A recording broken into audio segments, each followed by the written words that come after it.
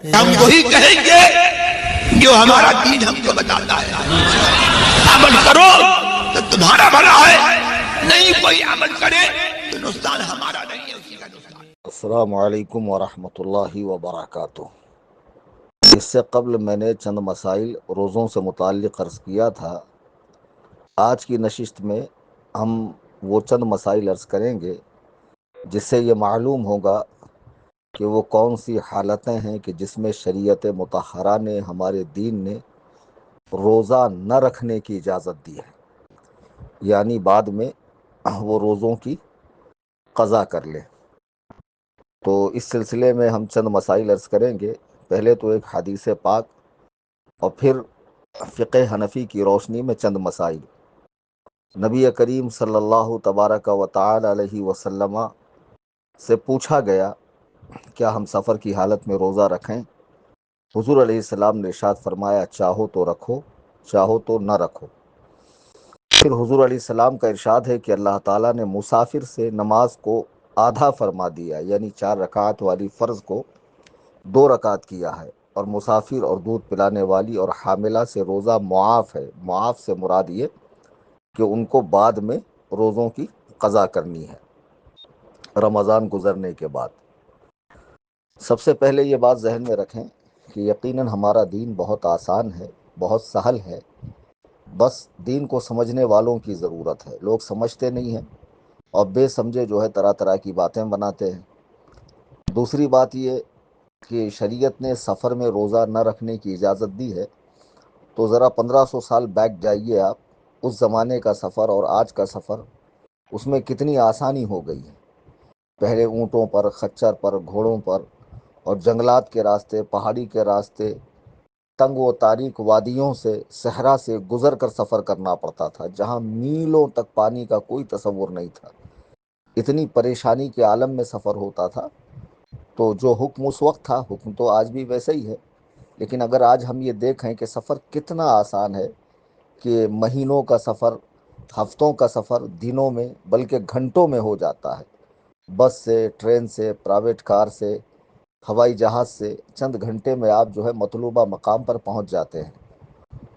تو پھر سفر کا بہانہ بنا کر روزہ چھوڑنے والی کیا بات ہے؟ شریعت نے یہ جو اجازت دی ہے نہ رکھنے کی، اس کا مطلب یہ نہیں کہ حکم دیا ہے نہ رکھو، بلکہ چاہو تو رکھو، چاہو تو نہ رکھو. تو ہمیں تو رکھ ہی لینا چاہیے. رمضان جیسا پاک مہینہ دوبارہ کیا نصیب ہوگا؟ پھر روزوں کی توفیق ہوگی نہیں ہوگی، ہزار طرح کی باتیں ہیں. تو میں سمجھتا ہوں آج ویسا تکلیف دہ سفر نہیں ہوتا ہے. تو رکھنے میں ہی بھلائی ہے، رکھنے میں ہی عافیت ہے، اور رکھنا چاہیے. اس بات کو اچھے سے ذہن میں رکھیں آپ. اب آئیے ہم چند مسائل اس سلسلے میں عرض کرتے ہیں کہ سفر و حمل اور بچے کو دودھ پلانا اور مرض اور بڑھاپا اور خوف ہلاک و اکراہ و نقصان عقل اور جہاد، یہ سب روزہ نہ رکھنے کے لیے عذر ہے. اگر ان وجہوں سے کوئی روزہ نہ رکھے گا تو گنہگار نہ ہوگا. بڑھاپا اور مرض اتنا کہ ہلاک ہو جائے گا، یا نقصان عقل ہو جائے گی، یعنی عقل باقی نہیں رہے گی. بچے کو دودھ پلانا کہ بچہ بہت چھوٹا ہے اور کھانے سے ہی دودھ آتا ہے، تو ایسی صورت میں اجازت ہے کہ روزہ نہ رکھے. اور حمل اب ایسا ہے کہ بس بچہ ہونے کا وقت ہے، تو پھر اجازت ہے چاہے تو نہ رکھے. تو ان سب صورتوں کے اندر روزہ نہ رکھے گا تو کوئی حرج نہیں ہے.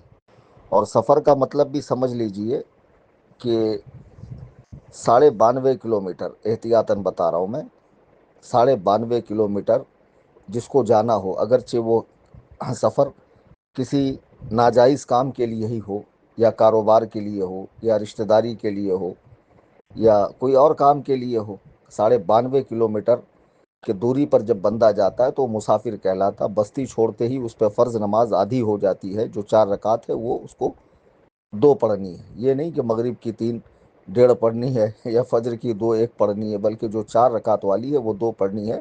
اور سفر میں ایسا ماحول ہے کہ بھاگم بھاگ والا ہے تو سنتیں بھی چھوڑ سکتا ہے، بعد میں ان کی قضا نہیں ہے. تو بہرحال سفر سے مراد شرعی سفر ہے. اب چونکہ یہ 92.5 کلومیٹر، یہ 92 کلومیٹر، 93 کلومیٹر، پہلے زمانے میں اس کو 3 دن لگتے تھے. اس لیے فقہ کی کتاب میں آتا ہے کہ ایسا سفر کہ جس کی مسافت 3 دن کی ہو، سمجھے، تو وہ آج کے حساب سے اتنا ہوتا ہے. تو بہرحال جو اتنے سفر پہ جا رہا ہو شریعت نے اسے اجازت دی ہے، چاہے تو روزہ رکھے نہ رکھے، لیکن رکھنے میں ہی عافیت ہے، بھلائی ہے۔ اب اگر دن میں سفر کر رہا ہے نا، تو روزہ رکھ لے۔ البتہ اگر توڑے گا تو کفارہ لازم نہیں آئے گا، مگر گنہگار ہوگا۔ اگر سفر کرنے سے پہلے توڑ دیا پھر سفر کیا تو کفارہ بھی لازم آئے گا۔ اگر دن میں سفر کیا اور مکان پر کوئی چیز بھول گیا تھا، اسے لینے واپس آیا اور مکان پر آ کر روزہ توڑ ڈالا تو کفارہ واجب ہے۔ حمل والی یعنی جو پیٹ سے ہو اور دودھ پلانے والی کو اگر اپنی جان یا بچے کی جان کا صحیح اندیشہ ہو کہ نقصان پہنچے گا تو اجازت ہے کہ اس وقت روزہ نہ رکھے، خواہ دودھ پلانے والی بچے کی ماں ہو یا جو آج کل دائی ہوتی ہے دودھ پلانے کا کام کرتی۔ اب تو ایسا نہیں ہے، پہلے زمانے میں تھا کہ لوگ قریوں میں دیہاتوں میں بچوں کو چھوڑتے تھے تاکہ ان کی زبان خالص رہے، اور دودھ پلانے کی عورتیں نوکریاں کرتی تھی، وہ بھی ہو تو اسے بھی شریعت مطہرہ نے اجازت دی ہے کہ وہ روزہ نہ رکھے۔ مریض کو مرض بڑھ جانے یا دیر میں اچھا ہونے یا تندرست کو بیمار ہو جانے کا گمان غالب ہو، یا خادم و خادمہ کو ناقابل برداشت ضعف کا غالب گمان ہو، ناقابل برداشت ضعف یعنی کمزوری کا غالب گمان ہو، تو ان سب کو اجازت ہے کہ اس دن روزہ نہ رکھے۔ ان صورتوں میں غالب گمان کی قید ہے، محض وہم ناکافی ہے، صرف اپنے خیال سے سوچ لینا۔ غالب گمان کی 3 صورتیں ہیں: اس کی نشانی ظاہری نشانی پائی جاتی ہے، یا اس شخص کا ذاتی تجربہ ہے، یا کسی مسلمان طبیب حاذق مستور یعنی غیر فاسق نے اسے خبر دی ہو، اور اگر نہ علامت ہو نہ تجربہ، نہ اس قسم کے طبیب نے اسے بتایا بلکہ کسی کافر یا فاسق طبیب کے کہنے سے روزہ نہ رکھا یا اس نے روزہ توڑ دیا تو کفارہ لازم آئے گا۔ آج کل کے اکثر اطباء یعنی ڈاکٹرز اگر کافر نہیں تو فاسق ضرور ہے، اور فاسق نہ صحیح تو حاذق نہیں ہے۔ حاذق ہونا اب جو ہے وہ تقریباً ختم ہو چکا ہے، زیادہ تر تو فاسق ہیں، اگر کافر نہیں ہے تو فاسق ہے، اور بہت سے فاسق بھی ہیں اور بہت سے حاذق بھی نہیں ہے، تجربے کار نہیں ہے، محض اندازے سے بول دیتے ہیں، اور لوگ اتنی سی بات پر روزہ توڑ دیتے ہیں یا روزہ نہیں رکھتے۔ حیض و نفاس والی روزہ نہ رکھے، جب وہ پاک و صاف ہو جائے روزہ رکھے، اور جو روزے چھوٹے ہیں بعد میں وہ اس کی قضا کر لے۔ بھوک اور پیاس ایسی ہو کہ ہلاک ہونے کا خوف صحیح یا نقصان عقل کا اندیشہ ہو تو روزہ نہ رکھے۔ روزہ توڑنے پر اگر کوئی مجبور کیا گیا تو اب اسے اختیار ہے، اور اگر اس نے صبر کیا تو انشاءاللہ الرحمن اسے اجر ملے گا۔ آج کل ہم دیکھتے ہیں کہ لوگ دوستی میں ایک دوسرے کو روزہ نہیں رکھواتے، ارے میرے خاطر آج کا روزہ مت رکھ، فلاں جگہ میرے ساتھ جانا ہے، کام ہے، یہ ہے وہ ہے، اور لوگ معاذ اللہ رمضان کریم کا مقدس روزہ چھوڑ دیتے ہیں۔ ایسا بالکل نہیں کرنا چاہیے۔ سانپ نے کاٹا اور جان کا اندیشہ ہو کہ جان جائے گی تو اس صورت میں روزہ توڑ دیں۔ جن لوگوں نے ان عذر کے سبب جو عذر ہم نے اوپر بیان کیے روزہ توڑا، ان پر فرض ہے کہ ان روزوں کی قضا رکھیں، اور قضا روزوں میں ترتیب فرض نہیں، یعنی اگر کوئی نفل پہلے رکھے اور روزہ فرض بعد میں رکھے تب بھی ہو گئے، مگر حکم یہ ہے کہ عذر جانے کے بعد دوسرے رمضان کے آنے سے پہلے اپنے روزوں کی قضا کر لیں۔ روزے میں ایسا نہیں ہو سکتا کہ آپ کے بدلے کوئی روزہ رکھے، یہ بات ذہن میں رکھیں۔ اگر کوئی آپ کا فوت ہو چکا ہے، ہاں آپ اپنے روزوں کا ثواب دوسروں کو پہنچا سکتے ہیں، لیکن کسی کے بدلے روزہ نہیں رکھ سکتے۔ اگر آپ کا کوئی فوت ہو چکا ہے جس کے روزے باقی ہوں تو آپ ان کے روزوں کا فدیہ ادا کر سکتے ہیں۔ روزوں کا فدیہ آسان صورت میں بتا رہا ہوں، کم سے کم میں، جیسے کوئی اپنے ماں باپ بھائی بہن وغیرہ، نانا دادا یا نانی دادی وغیرہ کے روزوں کا فدیہ ادا کرنا چاہے تو ایک روزے کا فدیہ ایک صدقہ فطر کی مقدار میں ہے، 2 کلو 45 گرام گیہوں۔ اب صدقہ فطر میں گیہوں بھی ہے، جو بھی ہے، کھجور بھی ہے، کشمش بھی ہے، جتنا اعلیٰ درجے کا آپ ادا کرنا چاہیں، لیکن زیادہ روزے ہوں، کئی سال کے روزے باقی ہوں تو رمضان کے 30 روزے پکڑے جائیں گے۔ ایک روزے کا جو فدیہ ہے وہ 80 روپیز پکڑ لیجئے آپ، پھر پورے مہینے کا کاؤنٹ کیجئے۔ اگر کسی کے 10 سال 20 سال کے روزے چھوٹے ہوں اور آپ ان کے روزوں کا فدیہ اپنی طرف سے ادا کرنا چاہ رہے ہیں تو کر سکتے ہیں، انشاءاللہ الرحمن انہیں ثواب ملے گا۔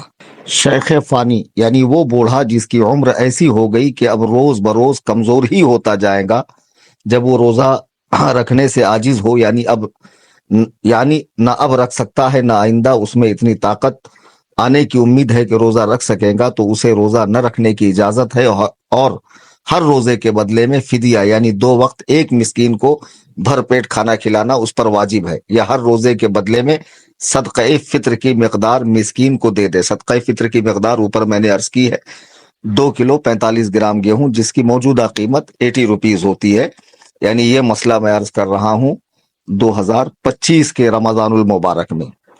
اگر ایسا بوڑھا گرمیوں میں بوجہ گرمی کے روزہ نہیں رکھ سکتا مگر جاڑوں میں رکھ سکے گا تو اب روزہ نہ رکھے، اور ان روزوں کو جاڑوں کے اندر ادا کرنا اس پر فرض ہے۔